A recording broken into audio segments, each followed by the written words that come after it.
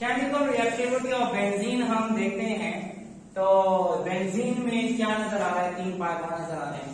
हमें लगता है कि बेंजीन में एडिशन रिएक्शन बहुत आसानी से होती है, लेकिन असल में बेंजीन में होती है रेजोनेंस। तो रेजोनेंस की वजह से स्टेबिलिटी ज्यादा हो जाती है।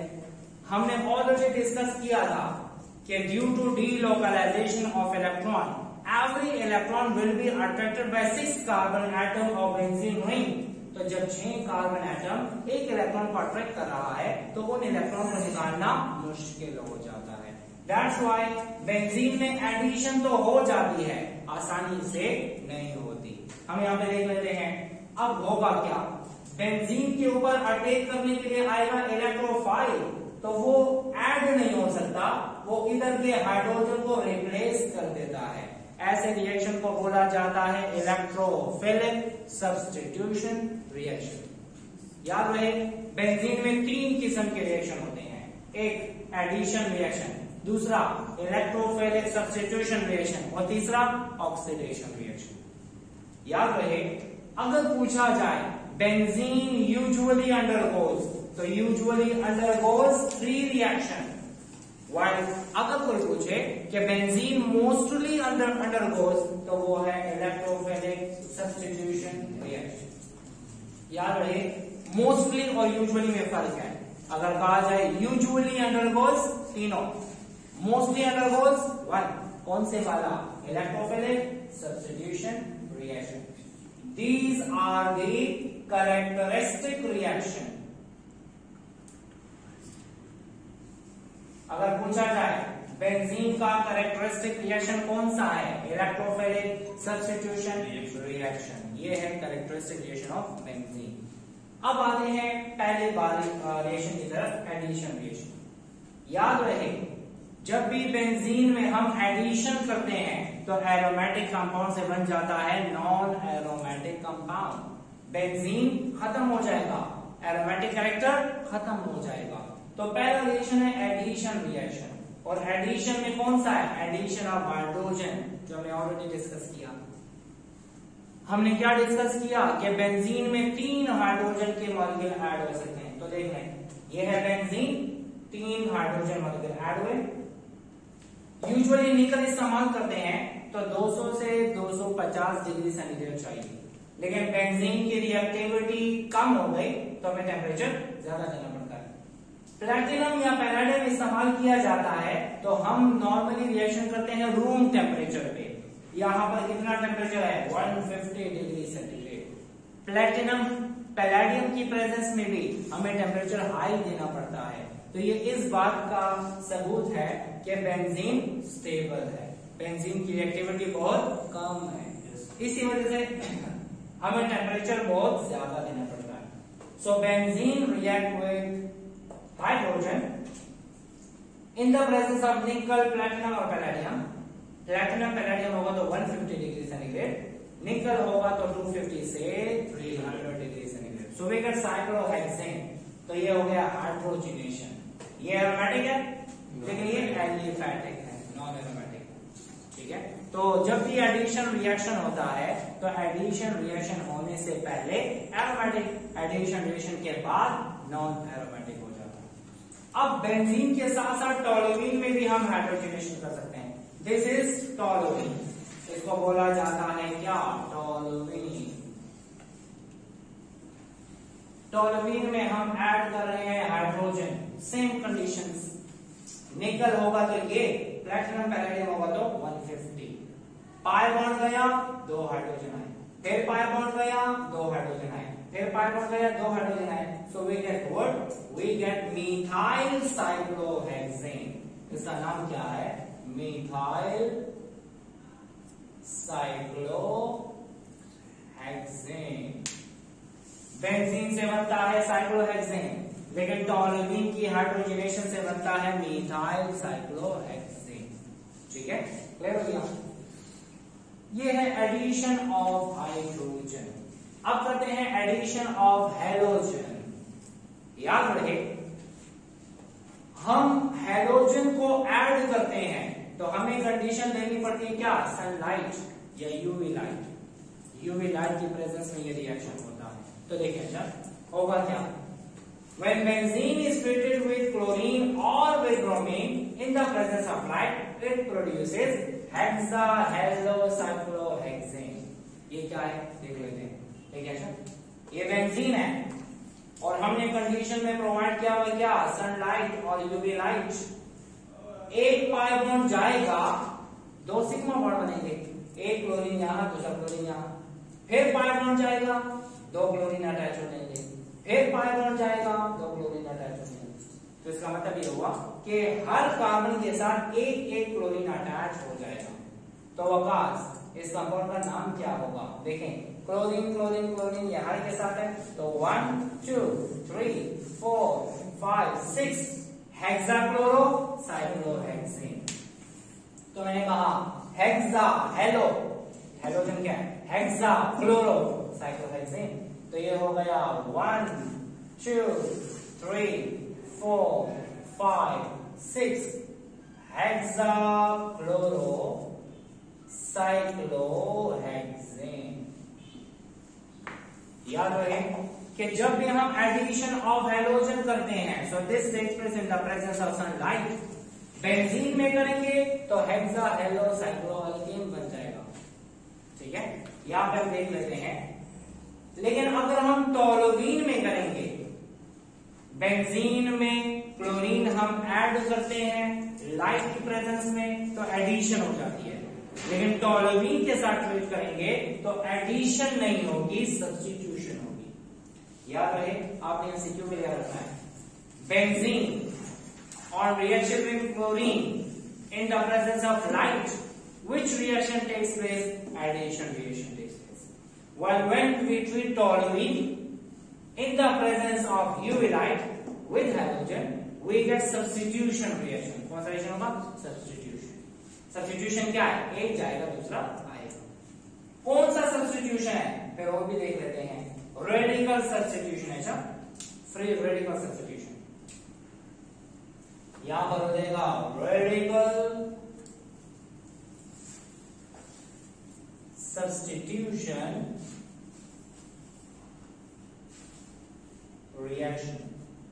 तो आपने याद रख लेना है, when benzene is treated with halogen in the presence of light, we get addition product. लेकिन when toluene is treated with halogen in the presence of light, we get substituted product। कौन सा रिएक्शन होगा, substitution reaction होगा। तो देखिए यहाँ पे क्या हो रहा है, ये टोलुईन है, ये हैलोजन है, ये लाइट है, होगा क्या, इसका जाएगा H, इसका जाएगा Cl, इसका जाएगा H, तो बनेगा HCl, इधर CH2 रह जाएगा, दूसरा क्लोरीन यहाँ पे अटैच हो जाएगा। तो जब अटैच होगा तो क्या होगा, CH2Cl, तो ये बन गया CH2Cl बेंजीन के साथ अटैच। इनके नाम की लॉजिक मैं बाद में बताता हूं, ये मैंने लिखा हुआ है, मैं बताता हूं। अच्छा, इसको बोला जाता है बेंजाइल क्लोराइड, बोलेंगे बेंजाइल क्लोराइड। इसको दोबारा हाइड्रोजन के साथ ट्रीट करते हैं, ये चेन रिएक्शन है। जब एक बार स्टार्ट हो जाए तब तक चलता जाएगा, जब तक सारे के सारे हाइड्रोजन रिप्लेस ना हो जाए। ये मिथाइल वाले, एक गया क्लोरीन आया, फिर दूसरा गया, दूसरा क्लोरीन आया, फिर तीसरा हाइड्रोजन गया, तीसरा क्लोरीन आया, फिर बनेगा पहले बेंजाइल क्लोराइड, फिर बनेगा बेंजल क्लोराइड, फिर बनेगा बेंजो क्लोराइड। अब ये क्या चीजें हैं अजलान, ये क्या है, टोलुईन। याद रहे, जब भी हम टोलुईन से एक हाइड्रोजन निकालते हैं तो बन जाएगा CH2। ये जो एक निकला हुआ है बॉन्ड बनाने की कैपेबिलिटी बना रहा है, ये एक बॉन्ड बना सकता है। जब टोलुईन से एक हाइड्रोजन जाएगा तो जो ग्रुप बनता है उसको बोला जाता है benzyl. This is called as benzyl. क्या बोलते हैं, बेंजाइल। क्लोरीन आएगा तो बेंजाइल क्लोराइड बोलेंगे, OH आएगा बेंजाइल अल्कोहल बोलेंगे। ठीक है, ब्रोमीन आएगा बेंजाइल ब्रोमाइड बोलेंगे। जैसे हमने यहाँ पे देखे ना, CH2Cl है ना बेंजीन के साथ, तो CH2 है तो बेंजाइल क्लोराइड हो गया। जब टोलुईन के दो हाइड्रोजन जाएं, इस केस में क्या हुआ, दोनों हाइड्रोजन निकल गए। तो जब दो हाइड्रोजन निकल गए टोलुईन के, तो ऐसे ग्रुप को बोला जाता है benzyl. Benzal. When two hydrogen of toluene are removed, so that will be called as benzal. अब ये क्या है? CH है ना, तो CH के साथ दो क्लोरीन है, तो हम कहेंगे बेंजल क्लोराइड. ठीक है, डाई लिखने की जरूरत नहीं है. बेंजल का मतलब दो ही बॉन्ड निकले होंगे और इसी जगह पे क्या आएगा? क्लोरीन आएगा. अच्छा, अब ऐसा करते हैं. When three hydrogen of toluene are removed, तो इसे बोला जाएगा बेंजो. इसको बोला जाता है बेंजो. आपने सुना होगा बेंजल्डिहाइड, पढ़ा था ना आपने? बेंजल्डिहाइड कहते हैं बेंजोइक एसिड, पढ़ा था कि नहीं? बेंजोइक एसिड कैसे होता है? ये C डबल बॉन्ड O और OH होता है. क्या इस कार्बन के साथ कोई हाइड्रोजन है? नहीं ना, ये बेंजो है. बेंजल्डिहाइड क्या होता है? C डबल बॉन्ड O और H ऐसे होता है, एक हाइड्रोजन, ये बेंजल्डिहाइड. ठीक है, तो याद रहे, when we remove one hydrogen from toluene we get benzyl group. When we remove two hydrogen of toluene तो बेंजल बन जाता है, और जब तीन रिमूव करेंगे तो बेंजो बन जाएगा. तो इसी बेसिस पे नाम दिया गया है क्या? Benzyl chloride, benzal chloride, benzo chloride. ठीक है, तो ये हो गया नॉमेनक्लेचर इसका, इस कंपाउंड का. CH दो बॉन्ड, तो टॉलुइन से बेंजाइल, बेंजल एंड बेंजो. ये है दो एडिशन रिएक्शन बेंजीन के. अब आते हैं हम सब्स्टिट्यूशन रिएक्शन की तरफ. बेंजीन के दूसरे रिएक्शन है इलेक्ट्रोफिलिक सब्स्टिट्यूशन रिएक्शन. नाम से जाहिर है, नाम में आता है इलेक्ट्रोफिलिक, मतलब इलेक्ट्रोफाइल आएगा, और आने के बाद करेगा सब्स्टिट्यूशन. सब्स्टिट्यूशन का मतलब रिप्लेसमेंट. तो वो रिएक्शन जिस रिएक्शन में बेंजीन का हाइड्रोजन जाएगा और उसके जगह पे इलेक्ट्रोफाइल आएगा, ऐसे रिएक्शन को बोला जाता है electrophilic substitution reaction. So the reaction in which hydrogen atom of benzene is replaced by an electrophile, it is called as electrophilic substitution reaction. याद रहे, ये रिएक्शन जो है 3 स्टेप्स में होता है. पहले स्टेप में इलेक्ट्रोफाइल बनेगा, दूसरे स्टेप में इलेक्ट्रोफाइल जो बना है अटैक करेगा बेंजीन पे, और तीसरे स्टेप में हाइड्रोजन लूज हो जाएगा, लॉस ऑफ प्रोटॉन हो जाएगा. So we have 3 step mechanism: formation of electrophile, attack of electrophile and deprotonation. Deprotonation का मतलब है लॉस ऑफ प्रोटॉन. इन 3 स्टेप में इलेक्ट्रोफिलिक सब्स्टिट्यूशन रिएक्शन होता है. ये जनरल मैकेनिज्म आप जरा एक नजर देखें. ये है बेंजीन, हमने लिया हुआ है ये बेंजीन. बेंजीन के साथ हमने ट्रीट किया है इस रीजन को EB, एक जनरल मॉलिक्यूल है. E जो होता है वो इलेक्ट्रोफाइल होता है, मतलब पॉजिटिव पार्ट. B क्या है? Negative part. तो ये पॉजिटिव पार्ट को रिप्रेजेंट किया E से और नेगेटिव पार्ट को रिप्रेजेंट किया B से. E भी एक मॉलिक्यूल है, कुछ भी हो सकता है. कैटलिस्ट की प्रेजेंस में रिएक्शन करने के बाद होगा क्या?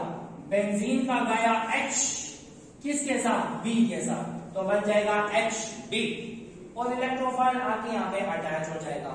तो क्या हुआ? ये वो रिएक्शन है जिसमें बेंजीन का हाइड्रोजन गया, इलेक्ट्रोफाइल आके अटैच हो गया. ऐसे रिएक्शन को बोला जाता है इलेक्ट्रोफिलिक सब्स्टिट्यूशन रिएक्शन. लेकिन ये डायरेक्ट तो नहीं होता. पहले स्टेप में तो इलेक्ट्रोफाइल बनेगा, दूसरे स्टेप में इलेक्ट्रोफाइल अटैक करेगा, और थर्ड स्टेप में लॉस ऑफ प्रोटॉन होगा. तो अब देखते हैं मैकेनिज्म क्या है. ठीक है सर, पहले स्टेप में फॉर्मेशन होती है इलेक्ट्रोफाइल की. पहले स्टेप में कौन आएगा? ये रिएजेंट और ये कैटलिस्ट आपस में रिएक्शन करते हैं. तो देखिए मैंने क्या लिखा हुआ, EB, और ये क्या है? कैटलिस्ट. ये पार्शियल पॉजिटिव, ये पार्शियल नेगेटिव.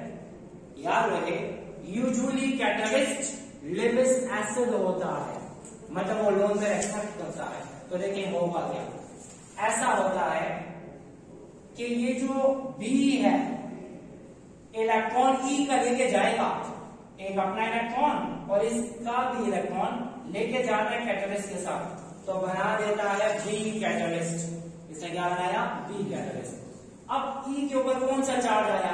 यार कौन सा चार्ज? पॉजिटिव.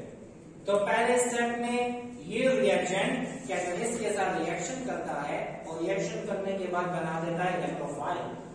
ये जो इलेक्ट्रोफाइल बना है ये जाके बेंजीन पे अटैक करेगा। तो देखिए कैसे करता है। ये है इलेक्ट्रोफाइल, बेंजीन पे इसने अटैक किया, अंदर से पाई बॉन्ड निकाल के अटैच हो गया। बेंजीन के अंदर से पाई बॉन्ड निकाल के अटैच हो गया। ये देखें अंदर का पाई बॉन्ड बाहर आ गया, इलेक्ट्रोफाइल उसके साथ अटैच हो गया। इस पाई बॉन्ड में एक इलेक्ट्रॉन इस कार्बन का था, एक इलेक्ट्रॉन इस कार्बन का था, इसके वाला तो यही रह गया, लेकिन इसके वाला बाहर चला गया। So positive charge will be carried by this carbon. इस कार्बन में कौन सा चार्ज आएगा? पॉजिटिव। दोबारा से बताता हूं, इलेक्ट्रोफाइल आया, अंदर से पाई बॉन्ड को बाहर निकाला, ठीक है। जैसे ही अंदर से बाहर निकालेगा तो इसके साथ अटैच हो जाएगा इलेक्ट्रोफाइल और इस वाले कार्बन पे आएगा पॉजिटिव चार्ज। अब इस आयन को क्या बोला जाता है? इसको बोला जाता है फिनोनियम आयन। बेंजीन से बना ना, तो इसे फिनोनियम आयन कहते हैं। सिंपली जब भी कार्बन पे पॉजिटिव चार्ज होता है तो उसको कार्बोनियम कहते हैं। इसको कार्बोनियम आयन भी कह सकते हैं, इसको फिनोनियम आयन भी कह सकते हैं। याद रहे, जिस कंपाउंड में बेंजीन रिंग हो उनको एरीन्स कहते हैं। क्या कहते हैं? एरीन्स। और जब एरीन पे पॉजिटिव आ जाए तो एरीनियम भी कह सकते हैं, ठीक है। तो क्या क्या नाम है? Carbonium ion, फिनोनियम ion, arenium ion, एक और नाम भी है, ये है साइक्लो हेक्सा डाइईन, राइट है ना। हमने कल पढ़ा था साइक्लोप्रोपीनाइल कैटाइन, ये भी इनाइल है ना, इसका नाम है साइक्लोहेक्सा डाइईनाइल कैटाइन। तो इसका ये भी नाम है। अच्छा, जैसा पूछा जाता है इसका नाम क्या है? तो cyclohexadienyl cation, phenonium ion, arenium ion, carbonium ion, ये सब इसके नाम है। अच्छा, तो मैं यहाँ पे लिख देता हूं। अगर पूछा जाए जब बेंजीन पे इलेक्ट्रोफाइल अटैक करता है तो उससे कौन सा आयन बनता है, तो उस आयन का नाम क्या है? Carbonium ion. इसको बोला जाता है एरीनियम आयन, इसको बोला जाता है फिनोनियम आयन, इसको बोला जाता है साइक्लो हेक्सा डाइईनाइल कैटाइन। ये चारों नाम इसी एक के हैं।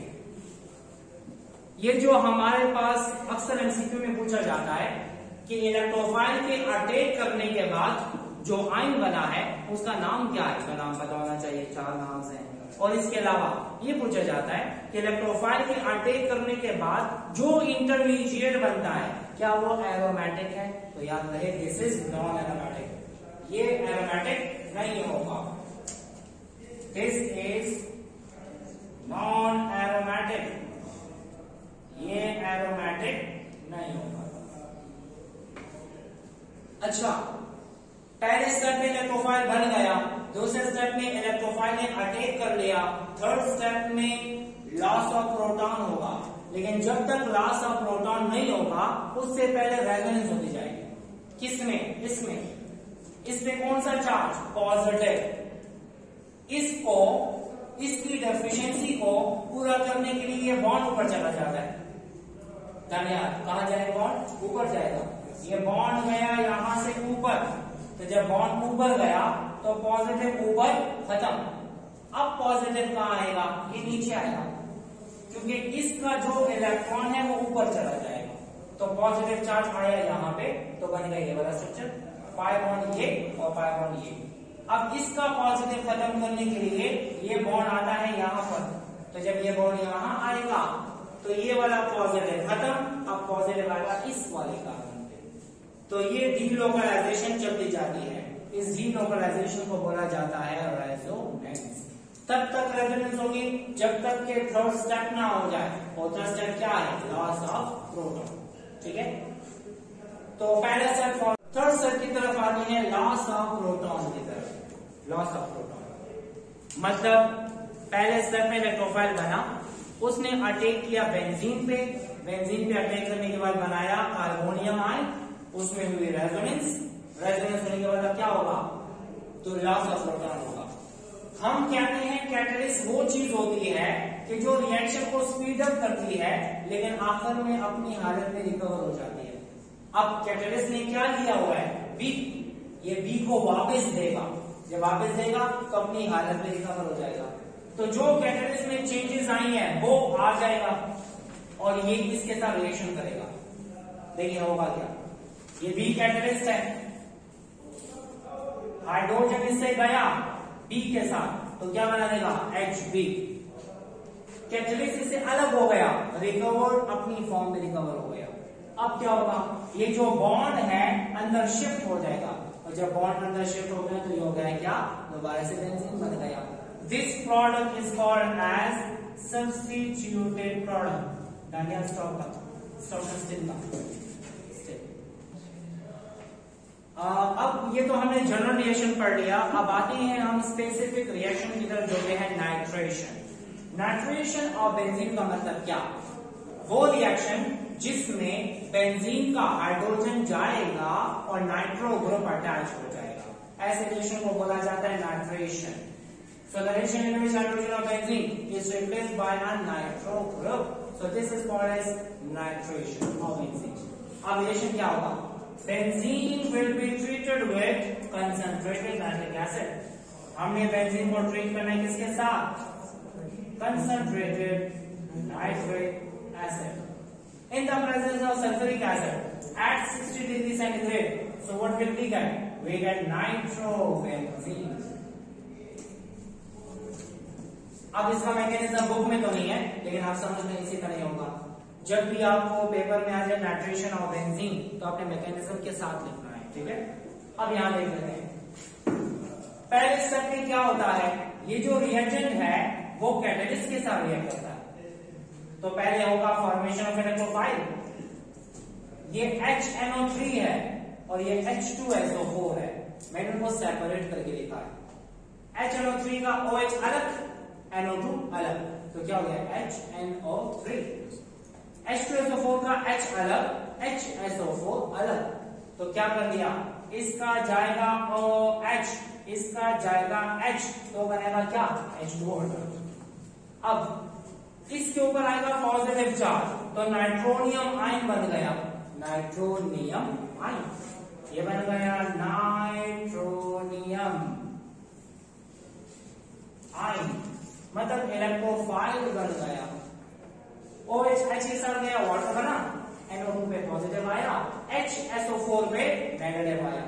कैटलिस्ट में क्या चेंज आ गया, कैटलिस्ट से क्या निकला हुआ है, हाइड्रोजन जा चुका है, जो कि आखिरी स्टेप में रिकवर होगा, ठीक है। अब हुआ क्या, जब इलेक्ट्रोफाइल बन गया अटैक उसी का नहीं होगा जिस हमने किया, सिर्फ E की जगह क्या आ जाएगा NO2, ये NO2 आया, इस पे अटैक किया, अंदर से बॉन्ड बाहर निकल जाएगा, पॉजिटिव इधर आ जाएगा, क्या बना cyclohexadienyl cation, phenonium ion, arenium ion, carbonium ion which is non aromatic in nature. इसके बाद क्या होगा, रेजोनेंस। ये जो दो स्ट्रक्चर मैंने बनाए हुए हैं आपने भी बना लेने हैं, आपने रेजोनेंस नहीं लिखना, क्या भी रेजोनेंस लिख के जान छुड़ानी है, ठीक है। आपने दो स्ट्रक्चर बनाए, ये बॉन्ड जाएगा ऊपर, पॉजिटिव आएगा यहाँ, फिर बॉन्ड जाएगा यहाँ तो पॉजिटिव आएगा वहां, तो ये इंटर कन्वर्ट होता जाएगा। Now we have to move to our third step. Third step में क्या होगा, लॉस ऑफ प्रोटॉन। ये जो पहले वाला स्ट्रक्चर बना हुआ है मैंने ले लिया, कैटलिस्ट में क्या चेंज आया है, हाइड्रोजन इसने दिया हुआ है, वो HSO4 वापस आएगा, आने के बाद हाइड्रोजन आयन ले लेगा तो क्या बनेगा H2SO4, मतलब सल्फ्यूरिक एसिड कैटलिस्ट वापस रिकवर हो गया। अब क्या होगा, ये जो बॉन्ड है अंदर शिफ्ट हो जाएगा और अंदर शिफ्ट होने के बाद बना दिया नाइट्रोबेंजीन। सो ये रिएक्शन है, पहले स्टेप में इलेक्ट्रोफाइल बना, दूसरे स्टेप में अटैक और थर्ड स्टेप में लॉस ऑफ प्रोटॉन। अब इसके बाद हम आते हैं एक और चीज की तरफ। आपने देखा हो, अच्छा नाइट्रेशन ऑफ बेंजीन के बाद हमने हर रिएक्शन में कंपेयर करना होता है टोल्यूइन के साथ। जैसे एडिशन ऑफ हाइड्रोजन किया था बेंजीन में, तो फिर हमने टोल्यूइन में भी एडिशन कर दी। इसी तरह एडिशन ऑफ हेलोजन किया बेंजीन में, तो एडिशन ऑफ हाइड्रोजन किया हमने टोल्यूइन में। नाइट्रेशन हमने बेंजीन में कर ली, अब नाइट्रेशन करेंगे टोल्यूइन में। इफ नाइट्रेशन और टोल्यूइन इज कैरिड, याद रहे जब भी टोल्यूइन में नाइट्रेशन करते हैं तो हमारे पास 3 किस्म के आइसोमर बन सकते हैं। एक ortho substituted, Meta substituted, para substituted. ठीक है, ये है टोल्यूइन। कंडीशन वही प्रोवाइड करेंगे। टोल्यूइन के साथ ट्रीट किया, एक केस में आर्थो पे अटैच हुआ, दूसरे केस में मेटा पे अटैच हुआ, तीसरे केस में पैरा पे अटैच हुआ। इसका नाम क्या है? इसका नाम है ऑर्थो नाइट्रो टोल्यूइन। ये है मेटा नाइट्रो टोल्यूइन, ये है पैरा नाइट्रो टोल्यूइन। एक्सपेरिमेंटली देखा गया कि आर्थो वाला सबसे ज्यादा था 63%, मेटा वाला सबसे कम था 3%, और पैरा वाला उसके दरमियान में आता है जो कि 34%। ये हम बाद में पढ़ेंगे कि मिथाइल ग्रुप जो है ये आर्थो पैरा डायरेक्टिंग ग्रुप है, बाद में पढ़ेंगे। मिथाइल जब मौजूद होता है तो वो आने वाले इलेक्ट्रोफाइल को कहता है कि वो आर्थो पे अटैच हो और पैरा पे अटैच हो। वो मेटा पे अटैच होने की सजेशन नहीं देता, वो कोशिश करता है कि आर्थो पैरा पे अटैच हो, मेटा पे अटैच ना हो। इसे बोला जाता है आर्थो पैरा डायरेक्टिंग ग्रुप्स। ये क्या वजह है हम इफेक्ट ऑफ सब्स्टिट्यूशन में पढ़ेंगे। ठीक है, तो 63% आर्थो वाला है, 3% मेटा वाला है और 34% पैरा वाला है। तो आपने परसेंटेजेस भी याद रखनी है। ठीक है, बेंजीन का सेकंड रिएक्शन हम देख रहे हैं इलेक्ट्रोफिलिक सब्स्टिट्यूशन में, वो है सल्फोनेशन। नाम से जाहिर है ये वो रिएक्शन है जिसमें बेंजीन का हाइड्रोजन जाएगा और सल्फोनिक एसिड ग्रुप अटैच हो जाएगा। सल्फोनिक एसिड ग्रुप कौन सा है? SO3H group. इस SO3H ग्रुप को बोला जाता है सल्फोनिक एसिड ग्रुप। तो बेंजीन का H गया और उसकी जगह पे SO3H अटैच हो गया। This reaction is called as sulphonation. इसको बोला जाता है सल्फोनेशन। अब होगा क्या? Benzene will be treated with concentrated sulphuric acid. Reagent कौन सा है? Sulphuric acid. कैटलिस्ट भी कौन सा है? Sulphuric acid. वहां पर कैटलिस्ट सल्फ्यूरिक एसिड था और रिएजेंट कौन सा था? कंसंट्रेटेड नाइट्रिक एसिड था। यहां पर कंसंट्रेटेड सल्फ्यूरिक एसिड और कंसंट्रेटेड सल्फ्यूरिक एसिड। टेम्परेचर कितना है? 120 डिग्री सेंटीग्रेड। सल्फोनेशन 2 तरीकों से हो सकती है, या हम बेंजीन को ट्रीट करें कंसंट्रेटेड सल्फ्यूरिक एसिड के साथ, या ट्रीट करें फ्यूमिंग सल्फ्यूरिक एसिड के साथ। फ्यूमिंग क्या है वो बाद में बताता हूं। अच्छा देखिए हुआ क्या, बेंजीन का गया हाइड्रोजन और उसकी जगह पे अटैच हुआ SO3H। ऐसे रिएक्शन को बोला जाएगा सल्फोनेशन। और इससे जो बना इसका नाम है बेंजीन सल्फोनिक एसिड। यह benzene sulphonic acid, this is benzene sulphonic acid. अब ये हुआ कैसे? Again 3 step. पहला step formation of electrophile, second step attack of electrophile, third step loss of proton. अब क्या होगा? ये जो रिएजेंट है कैटलिस्ट के साथ रिएक्ट करेगा। तो पहले स्टेप में रिएजेंट कैटलिस्ट के साथ रिएक्ट करता है। तो देखिए मैंने क्या किया, H2SO4 को ऐसे लिखा, OH अलग, SO3H अलग। दूसरे H2SO4 को क्या लिखा? H अलग, HSO4 को अलग लिख दिया। अब होगा क्या? इसका गया क्या? OH, इसका गया H, तो बनेगा क्या? H2O water. ये बन गया H2O। SO3H क्या है? कौन सा चार्ज? Positive charge. ठीक है, और HSO4 पे है कौन सा चार्ज? Negative charge. रिएजेंट से बना इलेक्ट्रोफाइल और कैटलिस्ट से बना HSO4। ठीक है, ये जो इलेक्ट्रोफाइल बना है सेकंड स्टेप में क्या करेगा दानियाल? अटैक करेगा बेंजीन पे और बेंजीन से बॉन्ड बाहर निकल आएगा। जब बाहर निकला अटैच हो गया, बेंजीन का है कौन सा चार्ज, ये बना साइक्लोहेक्साडाइइनाइल कैटाइन, या बना फिनोनियम आयन, या कहा जाता है कार्बोनियम आयन, या कहा जाता है एरिनियम आयन। इसमें होती है रेजोनेंस, बॉन्ड्स उनके शिफ्ट, इधर से ऊपर इधर से इधर, आपने दोनों स्ट्रक्चर बना देंगे, ठीक है। थर्ड स्टेप में होता है लॉस ऑफ प्रोटॉन। कैटलिस्ट में क्या चेंज आया था, हाइड्रोजन गया हुआ है।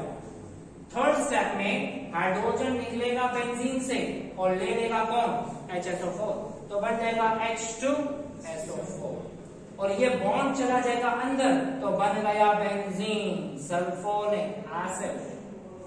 ये बेंजीन सल्फोनिक एसिड बन गया।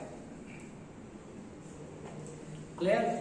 अच्छा, ये तो हमने सल्फ्यूरिक एसिड वाला कर दिया, लेकिन अगर हम सल्फोनेशन करते हैं फ्यूमिंग सल्फ्यूरिक एसिड लेकर, अक्सर एमसीक्यू में पूछा जाता है what is fuming sulphuric acid, तो फ्यूमिंग सल्फ्यूरिक एसिड में सल्फर ट्राइऑक्साइड भी मिक्स हुआ होता है। H2SO4 में क्या मिक्स है, SO3, इनको कंबाइन करें तो बन जाता है क्या, H2SO7, दो हाइड्रोजन है, दो सल्फर हो जाएंगे और 7 ऑक्सीजन हो जाएगा। ये है पायरोसल्फ्यूरिक एसिड। मैं और भी नाम लीजिए बता देता हूं। अगर पूछा गया what is fuming sulphuric acid, तो आपने कहना है वो सल्फ्यूरिक एसिड जिसमें सल्फर ट्राइऑक्साइड भी मिक्स हो। इसका दूसरा नाम क्या है, इसका नाम है ओलियम, इसका नाम है पायरो सल्फ्यूरिक एसिड, इसके नाम है, ठीक है। अच्छा, sulphonation of benzene fuming sulphuric acid से करें तो फिर तो हमें इलेक्ट्रोफाइल बनाने की जरूरत नहीं है। याद रहे, ये सल्फर ट्राइऑक्साइड बिहेव करता है एज एन इलेक्ट्रोफाइल। ये एमडीकैट में एमसीक्यू भी आ चुका है, पूछा गया था कि सल्फोनेशन में कौन से वाला इलेक्ट्रोफाइल है, तो सल्फोनेशन में हमारे माइंड में तो आता है कि SO3H है, अगर ये होगा तो ये भी ऑप्शन आ सकता है, लेकिन अगर इनमें से नहीं है तो SO3 behave as an electrophile. तो सल्फोनेशन ऑफ बेंजीन में इलेक्ट्रोफाइल कौन सा है, सल्फर ट्राइऑक्साइड भी है और SO3H भी है, ठीक है। अच्छा, SO3 आया, इसके साथ अटैच हो गया, ये भी मैकेनिज्म है, जरूरत है इसकी, और SO3H बना दिया तो इससे हो जाएगा क्या, ये बन गया बेंजीन सल्फोनिक एसिड। याद रहे, फ्यूमिंग सल्फ्यूरिक एसिड लेना चाहे ना तो हमें रिएक्शन करना होगा रूम टेम्परेचर पे, क्योंकि fuming sulphuric acid is highly concentrated sulphuric acid. Reaction takes place at room temperature, while in this case we have to increase temperature up to 120 degree centigrade, ठीक है। ये तो था बेंजीन की सल्फोनेशन। अब आगे कहां पर, टोलुईन की तरफ। टोलुईन में सल्फोनेशन करते हैं तो 15 आइसोमर बनेगा, कौन सा, आर्थो, मेटा एंड पैरा। इसका नाम क्या है मैं बताता हूं, एक और बात बताता हूं। वहां पे हमने बोला था आर्थो नाइट्रोटोलुईन, लेकिन प्रायोरिटी ऑर्डर में इसको हम प्रेयर करते हैं। अब ये हो जाएगा आर्थोमीथाइल बेंजीन सल्फोनिक एसिड, ये हो जाएगा मेटामीथाइल बेंजीन सल्फोनिक एसिड। अगर आपको याद हो SO3H प्रायोरिटी ऑर्डर में सबसे पहले आता है, ठीक है यार, बेंजीन पाएगा। तो ये हो गया क्या, ये पैरेंट नेम, ये ब्रांच हो गई, इसका नाम है क्या, orthomethyl benzene sulphonic acid.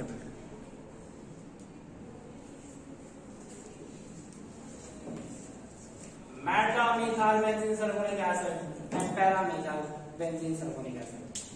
Methyl is ortho para directing group, तो आर्थो वाला और पैरा वाला ज्यादा होगा और मेटा वाला कम होगा। वजह क्या है हम बाद में पढ़ेंगे, इफेक्ट ऑफ सब्स्टिट्यूशन में पढ़ेंगे कि क्या वजह है कि इसकी वजह से आने वाला जो आर्थो और पैरापेटाइट होता है। तो आर्थो वाला कितना है 43%, मेटा वाला 4% और पैरा वाला 53% है।